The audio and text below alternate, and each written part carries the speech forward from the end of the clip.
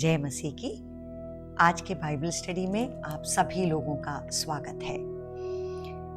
हम पहला तीमुथियुस उसका चौथा अध्याय हम एक साथ उसका अध्ययन करते आ रहे हैं। 1 से लेकर के 5 तक के वचन को हमने पिछले एपिसोड में देखा। आगे बढ़कर 6ठे वचन से लेकर के 16वें वचन तक ये एक कंटिन्यूअस थीम है, जहां पर यीशु मसीह के एक अच्छे सेवक बनने के लिए एक व्यक्ति को क्या करना चाहिए, ये पौलुस अपने आत्मिक पुत्र तीमुथियुस को वो शिक्षा दे रहे हैं। तो हम इसका पहला भाग 6 से लेकर के 12 तक का वचन आज के एपिसोड में हम पहले इसको कवर करेंगे। तो जैसा पिछले बार हमने देखा कि ये 1 से लेकर के 5 तक के वचन में भी अपने आत्मिक पुत्र को पौलुस यही शिक्षा दे रहे हैं कि अंतिम दिनों में कई लोग विश्वास से बहक जाएंगे। एक भविष्यवाणी के रूप में पवित्र आत्मा ये कलीसिया को ये संदेश दे रही है, और इसीलिए परमेश्वर के एक अच्छे सेवक होने के नाते तीमुथियुस को वो ये कह रहे हैं कि तुमको ये समझ जरूर तुम्हारे पास होना चाहिए कि क्या सच है और क्या झूठ है।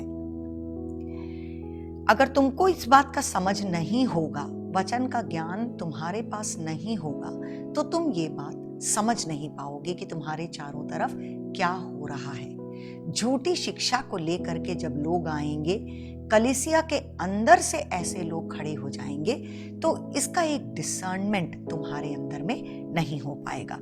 तो उसको हमने डिटेल में पिछले बार हमने सीखा, और भरमाने वाली आत्माओं और दुष्ट आत्मा की शिक्षा के बारे में हमने सीखा कि किस तरह से वो शिक्षाएं मनुष्यों के अंदर में आ जाती है और वो गलत बातों को लेकर के कलीसिया में खड़े हो जाते हैं। तो उसी बात का एक कंटिन्यूएशन थिंकिंग जो है वो आगे लेकर के आते हैं, और आइए हम 6ठे वचन से लेकर के आज फिर पढ़ेंगे। यदि तू भाइयों को इन बातों की सुधि दिलाता रहेगा तो मसीह यीशु का अच्छा सेवक ठहरेगा, और विश्वास और उस अच्छे उपदेश की बातों से जो तू मानता आया है तेरा पालन पोषण होता रहेगा। पर अशुद्ध और बूढ़ियों की सी कहानियों से अलग रह और की अपना साधना कर, क्योंकि देह की साधना से कम लाभ होता है, पर भक्ति सब बातों के लिए लाभदायक है, क्योंकि इस समय के और आने वाले जीवन की प्रतिज्ञा इसी के लिए है, और यह बात सच और हर प्रकार से मानने के योग्य है। क्योंकि हम परिश्रम और यत्न इसीलिए करते हैं कि हमारी आशा उस जीवते परमेश्वर पर है जो सब मनुष्यों का और निज करके विश्वासियों का उद्धार करता है। इन बातों की आज्ञा कर और सिखाता रहे, क्योंकि तेरी जवानी को तुच्छ ना समझने पाए, पर वचन और चाल चलन और प्रेम और विश्वास और पवित्रता में विश्वासियों के लिए आदर्श बन जा। हालेलुया। तो पहले जो 6ठे वचन में ही हम ये पढ़ते हैं कि वो कह रहे हैं, यदि तू भाइयों को इन बातों की सुधि दिलाता रहे, माने जो पहले वो 1 से लेकर के 5 तक में जो शिक्षा पौलुस ने इसको दी, वो कहते हैं कि इन बातों को जो है तुम सिखाते रहो, कलीसिया में इन बातों को तुम सिखाते रहो, भाइयों बहनों को इसके बारे में तुम एक अंडरस्टैंडिंग देते रहो, तो मसीह यीशु का अच्छा सेवक तुम ठहरोगे, और विश्वास और उस अच्छे उपदेश की बातों से जो तू मानता आया है तेरा पालन पोषण होता रहेगा। तो यहाँ पर एक तरफ तो ये कह रहे हैं कि तुमको अच्छे भले और झूठे बातों के बीच में एक समझ होना चाहिए, तब जाकर के ये तुम दूसरे विश्वासियों को सिखा पाओगे। उसी के साथ साथ में वो ये भी कहते हैं कि तुमको खुद मसीह के एक अच्छे सेवक होने के नाते तुमको खुद कंटिन्यूअसली परमेश्वर के वचन में अपने आप को तुमको अपना पालन पोषण करना है। ये कोई भी बात जो है ऑटोमेटिकली नहीं हो जाएगा कि कभी तुमने मसीह को पा लिया और उसके बाद तुम सेवकाई में आ गए। सेवकाई में आने से पहले हो सकता है तुमने बाइबल स्कूल किया हो या तुमने कहीं से वचन सीखा हो, तो वो काफी नहीं है। कंटिन्यूअसली, इंग्लिश में जो थोड़ा और क्लियरली बताया गया है, in pointing out these things to the brethren you will be a good servant of Jesus Christ, constantly nourished on the words of the faith and of the sound doctrine which you have been following। तो वो ये कह रहे हैं कि देखो, तुमको कोई नया शिक्षा या नई डॉक्ट्रिन लेकर के आने की जरूरत नहीं है। हम में से कोई भी, हम प्रभु में आने के बाद या सेवकाई में आने के बाद ऐसा नहीं है कि हम हर महीने या हर नए साल में नई नई शिक्षा लेकर के आते हैं, परंतु जो विश्वास को हमने प्राप्त किया है, जो एपोस्टोलिक डॉक्ट्रिन है, जो हमने पाया है, उसी में तुम ध्यान लगाए रखो, उसी को तुम सीखते रहो। पवित्र आत्मा तुमको जो है नया प्रकाशन देगी, तुमको और गहराई में लेकर के जाएगी, ताकि तुम उसी में जड़ पकड़ लो, तुम उसमें रहो, तेरा पालन पोषण होता रहे। तो ये बात थोड़ा नोट करने लायक बात है। फिलिपियों की पुस्तक उसका 2 अध्याय। कई बार विश्वासी लोग, प्रत्येक रूप से जो है सेवक लोग ऐसा सोचते हैं कि अरे हमने तो वचन बहुत सीख लिया, अब हमको नया नया चीज सीखना है ना। उनको एक एक्साइटमेंट तभी आता है जब उनको बिल्कुल नया बात, कुछ कहीं से रेवलेशन आ जाए या कोई नई शिक्षा मिल जाए। तो नई शिक्षा इस तौर से आपको मिल सकती है कि पवित्र आत्मा आपको नया प्रकाशन वचन के बारे में लेकर के आएगी। फिलिपियों का पुस्तक उसका 2 अध्याय, उसके 20 से लेकर के 22वें वचन तक पौलुस जो है वहां पर कुछ बात कहते हैं तीमुथियुस और इपाफ्रोदितस के बारे में। क्योंकि मेरे पास ऐसे स्वभाव का कोई नहीं जो शुद्ध मन से तुम्हारी चिंता करे। अच्छा, 19 भी पढ़ लेते हैं। मुझे प्रभु यीशु में आशा है कि मैं तीमुथियुस को तुम्हारे पास तुरंत भेजूंगा, ताकि तुम्हारी दशा सुनकर मुझे शांति मिलेगी। तो वो फिलिपियों में जो कलीसिया है वहां पर तीमुथियुस को भेज रहे हैं। वो खुद नहीं जा पा रहे हैं तो तीमुथियुस को भेज रहे हैं, और उसके बारे में क्या गवाही देते हैं? क्योंकि मेरे पास ऐसे स्वभाव का कोई नहीं जो शुद्ध मन से तुम्हारी चिंता करे। तो वो एक कॉन्फिडेंस के साथ ये कह रहे हैं कि मैं जब तीमुथियुस को तुम्हारे पास भेजूंगा तो मान लो वो ऐसा है जैसा मैं खुद तुम्हारे पास आ रहा हूं, और उसका मन शुद्ध है। 21वां वचन, क्योंकि सब अपने स्वार्थ की ही खोज में लगे रहते हैं, ना कि यीशु मसीह की। तो वो कलीसिया के ही दूसरे लोगों के बारे में कह रहे हैं कि हर कोई व्यक्ति इतना शुद्ध नहीं होता, इतना प्योर नहीं होता। लोग जो हैं अपने मानुषिक स्वभाव के कारण तुरंत ही वो स्वार्थी बन जाते हैं, वो खुद के लिए सोचने लगते हैं और उसके चारों तरफ जो है वो कुछ करने लगते हैं। परंतु तीमुथियुस ऐसा नहीं है। और 22वां वचन देखिए, पर उसको तो तुमने परखा और जान भी लिया है कि जैसा पुत्र पिता के साथ करता है, वैसा ही उसने सुसमाचार के फैलाने में मेरे साथ परिश्रम किया। हालेलुया। तो तीमुथियुस के बारे में उनका ऐसा कुछ सोचना है कि उसका मन जो है बिल्कुल मेरे समान है, उसने मुझसे शिक्षा प्राप्त की है। दूसरे तीमुथियुस में भी हम ऐसा ही सीखते हैं, जहां तीमुथियुस के बारे में वो ये बात कहते हैं कि मुझसे उसने सीख प्राप्त की है। तो पहला तीमुथियुस 4 अध्याय में हम वापस आएंगे तो वही बात वो कह रहे हैं कि जो शिक्षा तुमने मुझसे प्राप्त की है उसी में तुम ठहरे रहो, उसी में तुम लगे रहो, उसी को तुम मानते रहो, तब तेरा पालन पोषण होता रहेगा।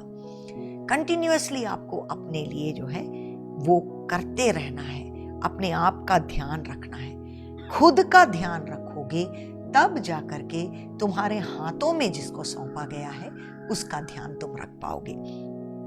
और हम इस बात को समझते हैं कि देखिए, जब हम प्रचार करते हैं, जब हम विश्वासियों से बातचीत करते हैं, तो वो फ्रेश जो परमेश्वर से जो हमने इन दिनों में प्राप्त किया, वो वचन एकदम पावरफुल रीति से आता है।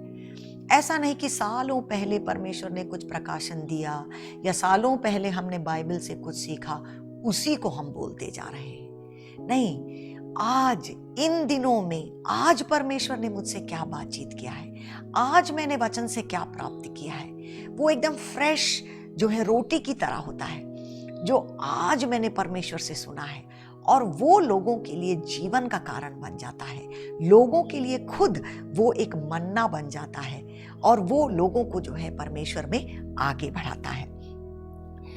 7वां वचन, पर अशुद्ध और बूढ़ियों की सी कहानियों से अलग रह और की अपना साधना कर, बेकार की बातों में अपने दिल को मत लगाओ। परमेश्वर के एक सेवक, यीशु मसीह के एक सेवक के साथ भी ऐसा हो सकता है कि हम फालतू वाली बातों में हमारा दिल जो है बहक जाए और हम ढेर सारी बातें कर रहे हैं, कंट्रोवर्सी कर रहे हैं, क्या क्या तो हम कर रहे हैं, पर अगर उसमें से आत्मिक रीति से हमको बढ़ोतरी नहीं मिलता है तो ऐसी बातों में आप अपना मन ना लगाइए, अलग रहे।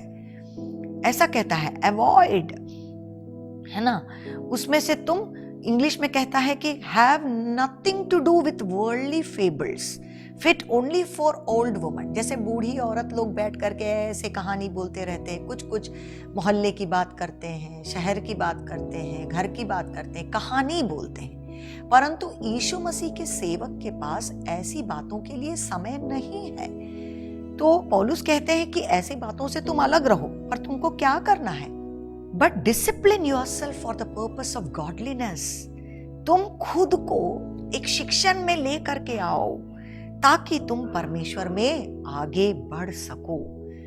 उसके लिए तुमको टाइम निकालना है।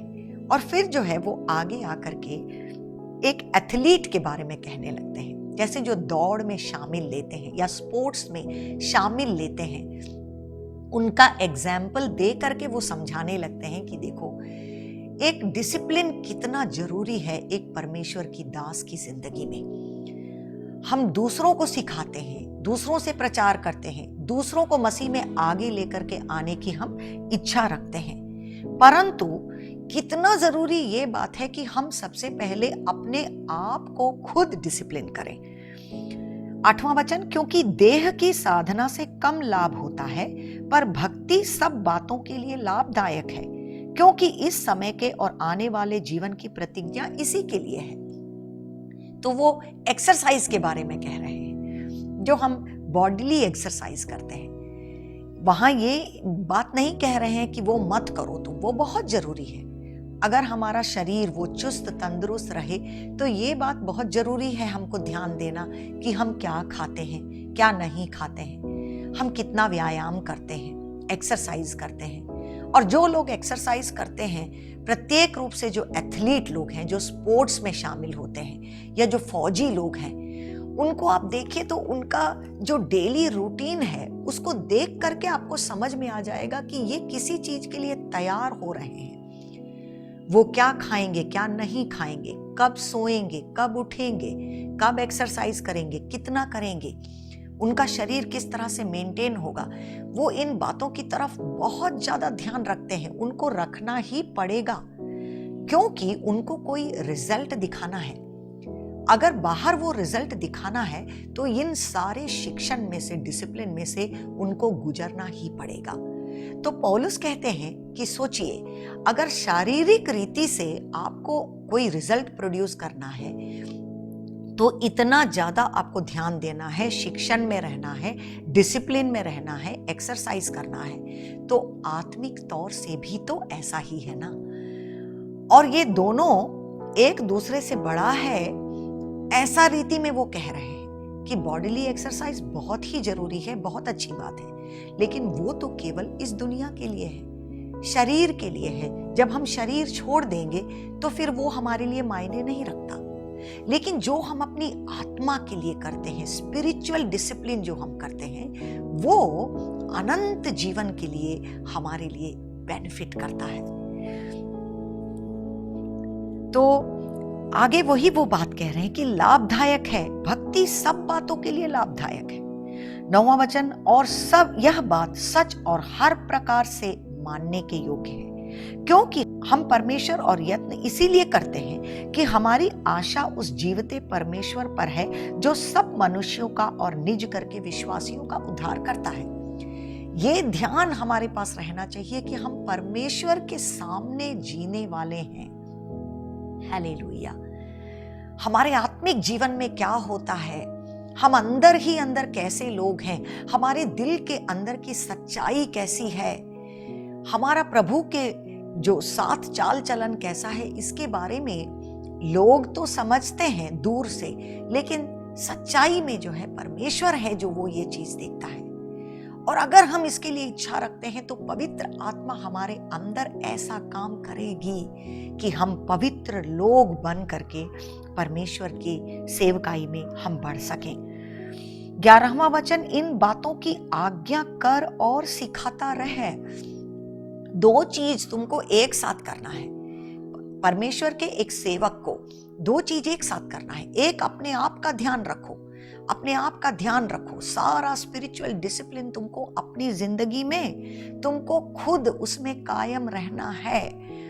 तुम प्रार्थना में कितना समय, क्वाइट टाइम कितना देर रखते हो, परमेश्वर के वचन का मेडिटेशन करते हो क्या, कितना समय तुम फेलोशिप में लगाते हो, या परमेश्वर के वचन को दूसरों से बांटने में। ऐसा बहुत सारा स्पिरिचुअल डिसिप्लिन है जिसके लिए समय आपको निकालना ही पड़ेगा। हो सकता है अगर आपने ये कुछ नहीं भी किया तो आप स्टेज में आकर के खड़े हो जाइए, तो आप अच्छा भाषण दे सकते हैं, अच्छा प्रचार कर सकते हैं, दूसरों से आप परमेश्वर के वचन के बारे में बोल भी सकते हैं, सुसमाचार भी बांट रहे होंगे, लेकिन धीरे धीरे धीरे जो है आपकी जिंदगी से कुछ कम होता जाएगा। वो अंदर ही अंदर जो आत्मिक शक्ति है और जो पैशन है और प्रभु के लिए प्रेम है और जो आग आपके अंदर में परमेश्वर ने जलाया है, वो धीरे धीरे कम होता जाएगा। और अगर आप आगे ना बढ़ रहे हो तो हो सकता है कि आप पीछे पीछे पीछे अनजाने में you may drift backwards in the Lord, और एक तरह का जो है बैकस्लाइडिंग आपकी जिंदगी में हो सकता है। इसीलिए ध्यान रखो। जैसा एक फौजी फौज में भर्ती होने के बाद अपने आप का ध्यान रखता है, जब तक उसको लड़ाई लड़ना है तब तक उसको कायम रहना है और शिक्षण में रहना है। हालेलुया। तो वो पौलुस कहते हैं, इन बातों की आज्ञा करो और तुम आज्ञा कर और उसको सिखाता भी रहे। कोई तेरी जवानी को तुच्छ ना समझने पाए। इस समय जो है तिमोथियुस जवान है, 30-35 साल का उम्र रहा होगा, और सोचिए इतनी बड़ी आत्मिक जिम्मेदारी उनके ऊपर आ गई है। Praise God. छोटी उम्र में ही, क्योंकि उन्होंने अपने आप को प्रभु के हाथों में सौंप दिया, तो इतना बड़ा जिम्मेदारी जो है प्रभु ने सौंप दिया और प्रेरितों ने इनको विश्वास योग्य समझा, इसीलिए इनको सौंप दिया। लेकिन वो फिर से याद दिलाते हैं कि देखो, अपने आप पर ध्यान रखो।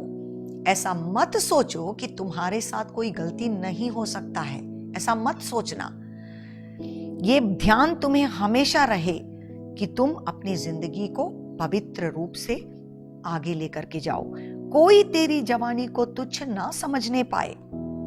प्रभु तुम्हारे बारे में एक गवाही रखते हैं, परंतु साथ ही साथ तुम्हारी कलीसिया के लोग, तुम्हारे समूह के लोग, तुम जिस देश में रहते हो, उन लोगों के सामने भी तुम्हारी एक अच्छी गवाही होना बहुत जरूरी है। कोई तुम्हारी जवानी को तुच्छ ना समझ पाए। पर किन किन चीजों में तुमको ध्यान देना है? वचन, चाल चलन, प्रेम, विश्वास और पवित्रता में विश्वासियों के लिए आदर्श बन जा, एग्जाम्पल बन जाओ।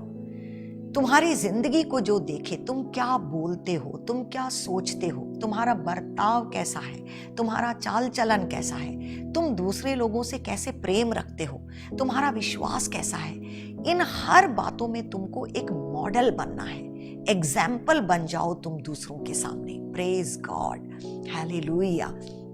ताकि तुम्हारी जवानी को कोई तुच्छ ना समझे, तुमको देख करके कोई ये चाहे कि अरे इसके प्रभु को मैं भी जानना चाहता हूं। तुम्हारे प्रेम को देखकर कोई ये समझे कि ये तो मानुषिक प्रेम नहीं, ये तो स्वर्गीय प्रेम है।